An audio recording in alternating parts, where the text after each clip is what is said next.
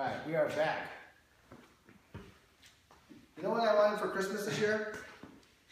I wanted a beer Super Bowl. Is that happening? Not this year. Alright, so I'm getting the next best thing. Oh, look at this. What is this? Wait, did I give you this for Christmas? You wrote a book? Alright, I know I've been talking about the book a lot, and people have been emailing me about the book also.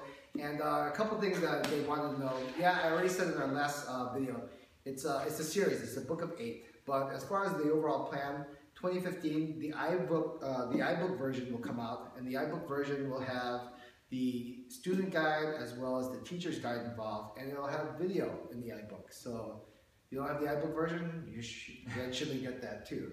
But by 2016, book 2 is slated, and I'm slating it for summer. Yeah, summer. And so you can also get it right now, this book right now at Amazon, and also get the Kindle version. Is it Kindle? Yeah, Kindle, paperback, or hardbook cover. All right. So what I wanted to talk about in relation to this is what makes Wing Chun different with the attacks. Okay. If let's do it from sticking hand position. All right.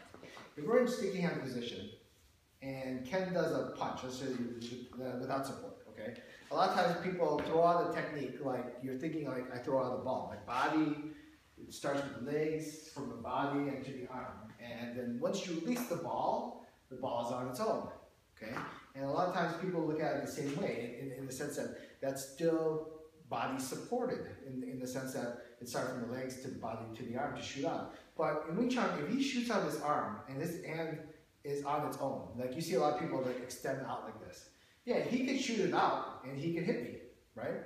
But the reality is, if you do it that way and you base it off a momentum base, he shoots out his punch like this, and let's say I end up blocking it, look how weak that is. There's no structure behind it. Why? Because once you shoot out the technique and it goes from momentum, no longer is the legs really supporting it. The momentum of the legs pushes it to the body, from the body momentum shoots it to the arm, and then the arm shoots out the attack. But once you shoot out the attack, it either hits or it doesn't hit. But the Wing Chun punch is different if it's structurally correct. If I shoot out the punch in my arms like this and Ken just shoots it out, then just toss my hand out, my hand's just going to automatically fall off. But let's say if my body actually supports it. See, my body actually supports it at this time. When he starts making an adjustment for this, even though I shoot out my attack, I can still adjust it. So usually, by the time I fire my attack, within 2 or 3 moves, I can make an adjustment to that to get to the target. So literally, when you shoot out a technique, you almost have like a 99% chance it's going to hit. It's not like I'm shooting in the dark, and if I just shoot out my attack and go, bam, okay, if it hits, it hits. If he counters it, there's no chance of me countering back. So that's what happens when you do it on a momentum basis and the body doesn't technically support it. See, when I start doing my attack from here, look, my hand doesn't initiate the attack. When my hand initiates the attack, you can see his hand starting to react to that. What actually initiates is my body. See how my body's adjusting to that? My body's shooting it out. And then he's starting to adjust it. My hand's not having to adjust. It still can counter it because my hand hasn't done anything.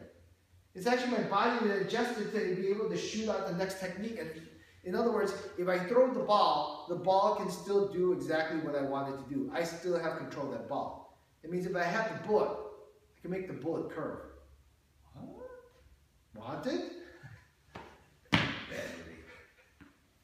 Yeah, she needed to eat. Who's that? Angela. Yeah, she needed a burger or something. She's a skinny face. Yeah, it's too skinny. Too skinny. Not that if you're not into that. But anyway, so that's the main thing. You want to look. That's why a lot of times you see Wing Chun and you see a lot of people playing tag. Like, I'm going here and here. You're not sparring. If you're sparring or playing tag, you got to judge your technique, to judge your attack. You want to look at it. When I shoot, I know I'm going to hit. I have like a 99% chance I know that's going to connect. Because I know once I shoot the attack, I can still counter and still get to the target. But if you end up playing patty cake with the person and then shooting out like this, you're in trouble. All right, so just keep that in mind. Know exactly how to judge whether the attack or block is good. It's not the attack itself, and if you tap it, you want to make sure the technique is constantly supported by the body. Remember, Chisao is that developmental process to learn to do that. Not thinking like, oh, I got to hit. We want to spar, go spar. We're learning the skill of coordination development. All right.